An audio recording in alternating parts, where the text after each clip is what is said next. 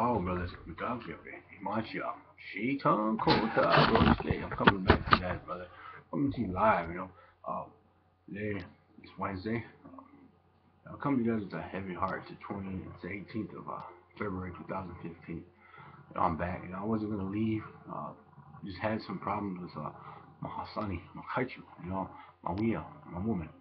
In the ceremony, we were told that, creators, our ancestors had brought us together for a reason, and through other avenues, psychics, and we were told that she was told that I was her soulmate.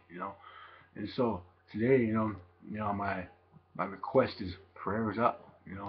When you walk that red road in a humble way, and you get tested from all directions, and people, you know, get jealous, easy, and they want you to fall, So what happened was, I got lazy in my therapy, in my journey, in my healing process, because a year ago I had a spinal abscess that left me paralyzed, and been told I would never walk again, man. And she was there from the start, man. She was there from day one, man. She was my day one. And she left her husband for me, and it was hard, man. Hard for me to accept, and that this Lakota man didn't ride into camp. He rolled into camp, and stole her. And we left California and came out here, and I had to deal with a lot of new emotions, feeling this way in my body, half man, and not having that legs. And on top of it, I had to go back into the prison system I was in. So I couldn't go home, man. I couldn't be with her. I couldn't just sit with her. But I wrote to her. I talked to her every day on the phone. And our romance grew. Our relations got strong. And I got her, helped her out with my aunt, applied for a job out here. She worked out here. She still does. And in that ceremonies that we attend, the spirits told us that, I had a great responsibility, and they took my legs from me, so I can get grounded and find my purpose in life again. It was too.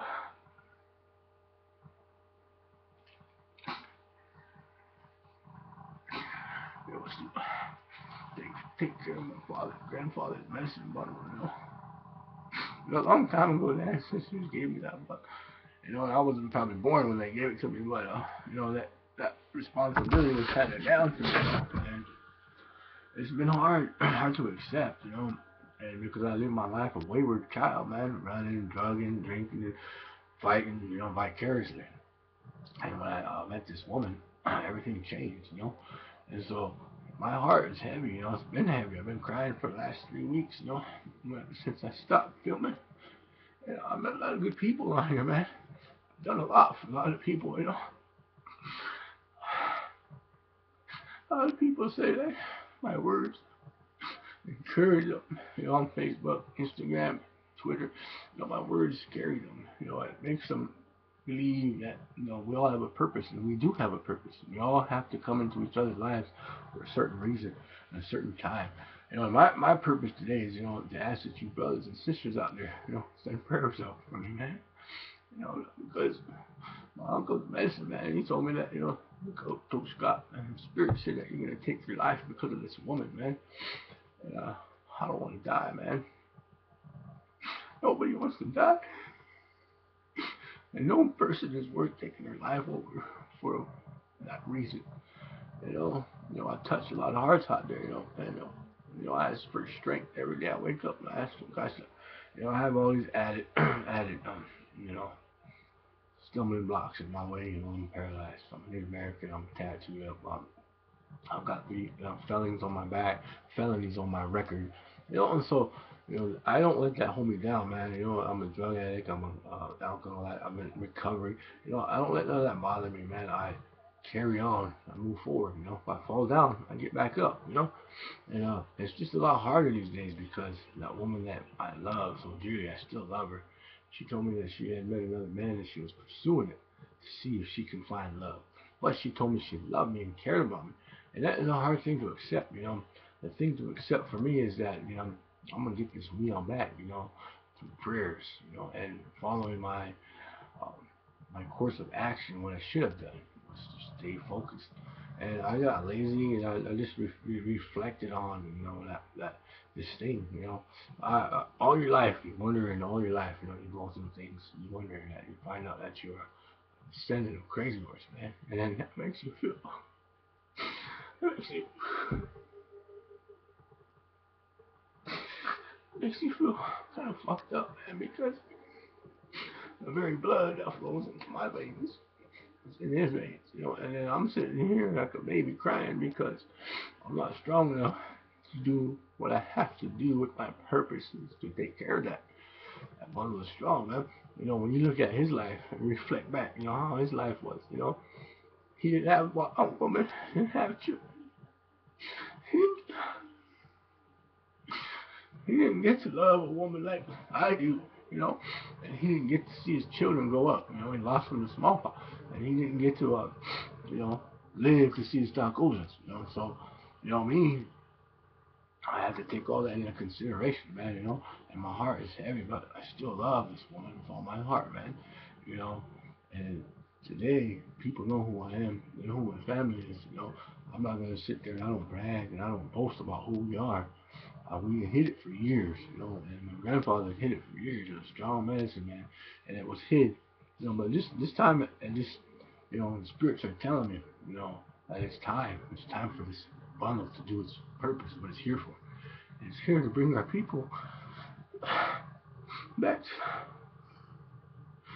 back together, and to make that flowering tree prosper and grow. That flowering tree, people, is our ancestors, descendants, our children's children. That's who we are. That is who we need to grow. And we need to make our children grow and remember who our ancestors are.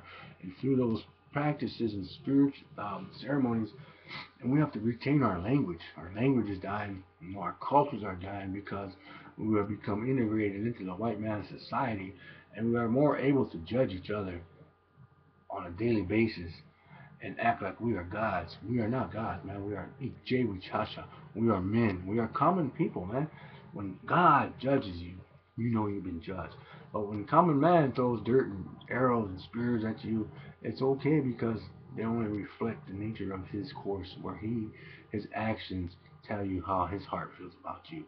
And so keep your heads up, brothers and sisters. It's hard today, man. It's very hard for me. I get to see this woman every day.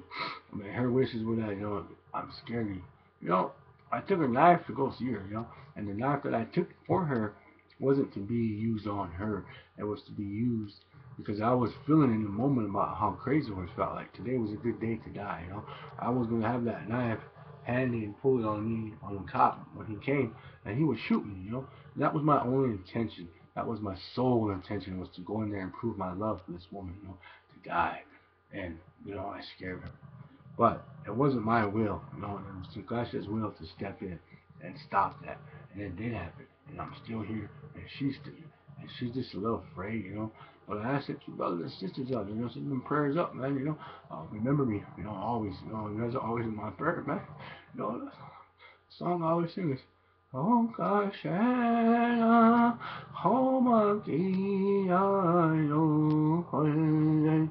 Oi ha ya hey ha, oi ha ya hey ha, oi ha ya ho hey. Tunkasila, homakiyayo. I ask for strength. I ask for him to help me every day. Come into my heart. Touch me, change me, make me that better man that she saw in me, so that I could have her back. I thank you guys for listening today.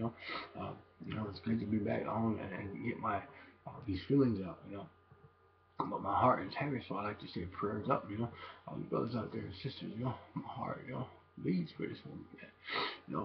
If you send my prayers, your prayers my way, we can become one heart, one mind, like we were in the past. Our ancestors taught us that, So today, 독사 오피라 tanka chicha sempeto uaste. Una imanchi agila ushika ukiapo. Una uki omakina. Una 독사 오피라 tanka. Thank you, brothers and sisters.